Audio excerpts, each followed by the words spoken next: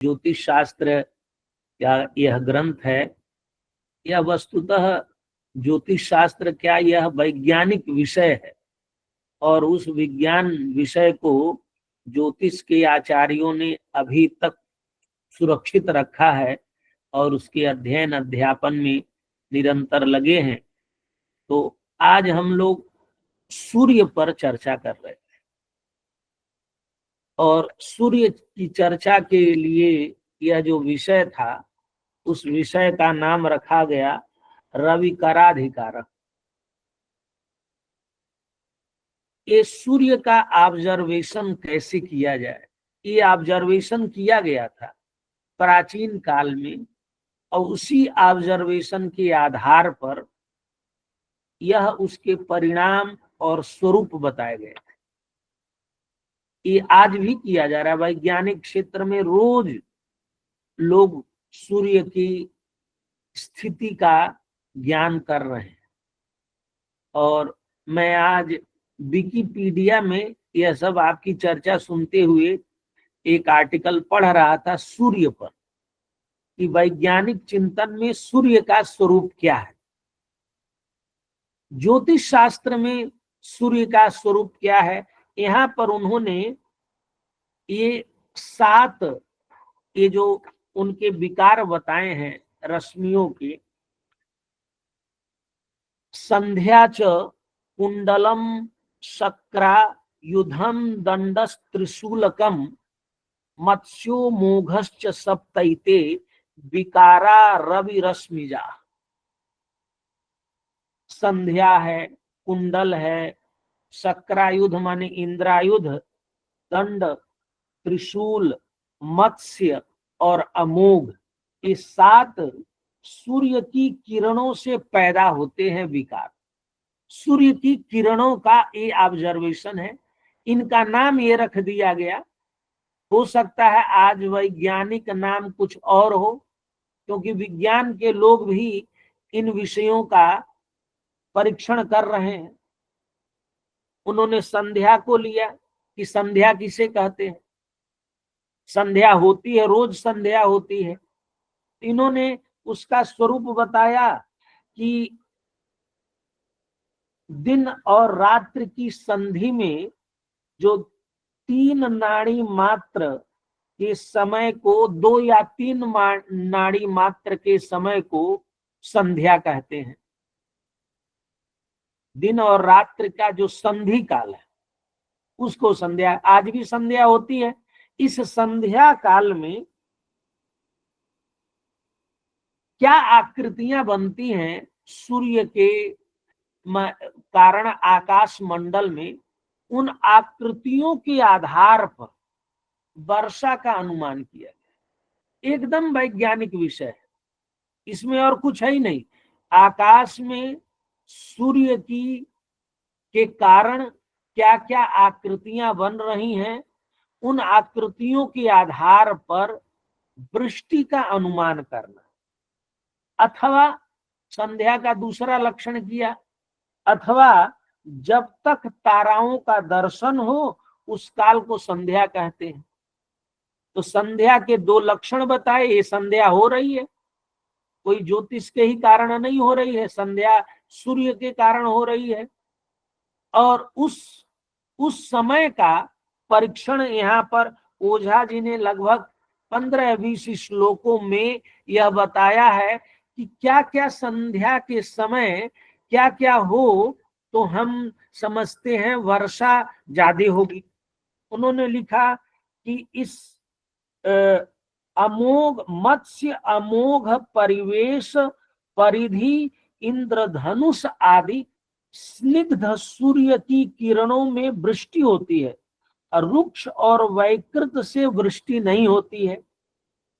प्रातः काल की संध्या मत्स्य वाली और सायंकाल की संध्या अमोघ वाली हो तो मेघ का अव्यर्थ योग है, मतलब अवश्य वृष्टि होती है। इसी प्रकार से ये केवल सूर्य के स्वरूप को देख करके, संध्या काल में सूर्य के स्वरूप को। फिर 135 और 36 में लिखा कि संध्या के समय यदि पूर्व का आकाश मंडल भैंसे, ऊंट, सुअर, बैल, हाथी तथा पर्वताकार वाले मेघों से आच्छादित हो तो 5 या 7 रात्रि में वहां वर्षा समझनी चाहिए। ईशान कोण में ऊपर लिखे आकार वाले यदि मेघ हो तो अर्धरात्रि में वर्षा होती है, शीघ्र वर्षा होती है, ऐसा समझना चाहिए। तो ये सब अनुमान संध्या काल में सूर्य के कारण मेघों में जो आकृतियां बन रही हैं उनके कारण किया। फिर लिखा, दोनों संध्या के समय हाथी, घोड़े, पर्वत, छत्र, ध्वजा के समान बादलों का होना शुभ और पताल धूप वाले स्निग्ध बादल बल वृद्धि करते हैं। ये सब ऑब्जर्वेशन पर आधारित है। एक वैज्ञानिक ने सूर्य के अंदर जो आकृतियां बनती हैं, वो रसिया के वैज्ञानिक हैं। एक प्रवेश व्यास, डॉक्टर प्रवेश व्यास हैं, लाल बहादुर शास्त्री में पढ़ाते हैं। उनका हमने एक व्याख्यान कराया था। उस व्याख्यान में उन्होंने सूर्य के अंदर होने वाली आकृतियों के कारण क्या क्या विश्वजनीन घटनाएं क्या क्या हुई हैं और हो सकती हैं, इसका अनुमान किसी ज्योतिषी ने नहीं किया था। ये अनुमान एक रशियन विद्वान ने किया था, किताब लिखी थी, सारा इकट्ठा किया। फिर मैंने उनसे प्रश्न किया कि क्या भारतीय विद्वानों ने भी ऐसा कुछ किया है? तो क्या भारतीय विद्वानों ने सूर्य के अंदर जो आकृतियों पर कोई काम नहीं हुआ? तो ये सब ऑब्जर्वेशन अब हम कहां से कब देखें कि सूर्य के कारण ये आकृतियां मेघों की बन रही हैं? ये सब अनुमान करने के सूत्र दिए गए। और आज हमें ज्योतिष के, जैसे मैं ये सोच रहा था कि जैसे हमारे तारामंडल बनते हैं, तारामंडल तो अलग है, ये जो ज्योतिष के बनाते हैं उनका क्या नाम है, जो हमारे विद्यापीठ में भी बना है, वेधशाला। वेधशाला वेधशाला। तो वेधशालाओं के माध्यम से तो हम आकृतियों का ज्ञान नहीं कर सकते, कि कर सकते हैं? नहीं हो सकता। तो नहीं, आकृति ज्ञान, हाँ, नहीं सर, आकृति ज्ञान नहीं हो सकता। आकृति ज्ञान नहीं हो सकता। तो हमें आकृति ज्ञान के लिए कैसे उपकरण की जरूरत होगी? ये तो ओझा जी ने लिखा है, प्रामाणिक ग्रंथों के, ज्योतिष के, पुराण के आधार पर लिखा है। लेकिन आज हमें परीक्षण करना हो तो कैसे इसका परीक्षण किया जाए? हम लोग ये जो ग्रंथ पर पूरे वर्ष चर्चा कर रहे हैं, इसके प्रायोगिक पक्ष को देख रहे हैं कि यदि हमें प्रयोग करना हो तो हम कैसे प्रयोग करेंगे, कैसे देखेंगे, कैसे इसको समझेंगे। इसी प्रकार से कुंडल, ये भी वही विषय है कि कुंडल किसे कहते हैं? तो कहा परिधि परिवेशश्च कुंडलम द्विविधम मतम। और परिधि क्या है? तो प्रत्यर्कः प्रतिचंद्रश्च द्विविधा परिधिर भवेत्। तो इस प्रकार से ये उन्होंने, ओझा जी ने, इन आकृतियों सूर्य के कारण जो बनता है स्वरूप आकाश में, उन स्वरूपों पर चर्चा की है। जैसे प्रत्यर्क परिधि पर चर्चा करते उन्होंने कहा कि सम, स्निग्ध, ऋतु की अनुकूल वर्ण वाली प्रत्यर्क परिधि शुभ होती है, और वैदुर्य के समान आभा वाली स्वच्छ और श्वेत परिधि सुभिक्ष और क्षेम करती। इस सूर्य को हम देख रहे हैं। तो अब हम हरियाणा से देख रहे हैं कि त्रिपुरा से देख रहे हैं कि यूपी से देख रहे हैं, और समान स्वरूप देख रहे हैं कि अलग अलग स्वरूप देख रहे हैं, अलग अलग आकृति।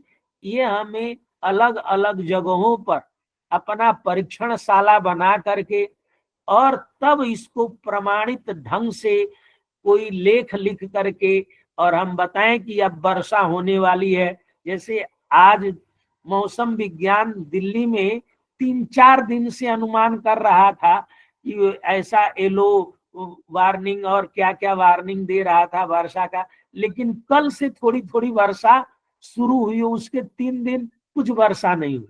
तो हम इनके माध्यम से ये 7 जो सप्त विकार हैं सूर्य की किरणों के विकार हैं। इस प्रकार से इंद्रायुध को भी इन्होंने कहा 2 प्रकार के होते हैं, धनुष और ऐरावत। सूर्य की किरणों में स्थित प्राण जो प्रकाश करता है वही इंद्र कहलाता है। इंद्रधनुष, इंद्र किसे कहते हैं? इंद्र प्रकाश करने वाला होता है। तो अब कहा कि इंद्रधनुष कब देखें, अब किस समय का इंद्रधनुष हमें वृष्टि कारक होगा?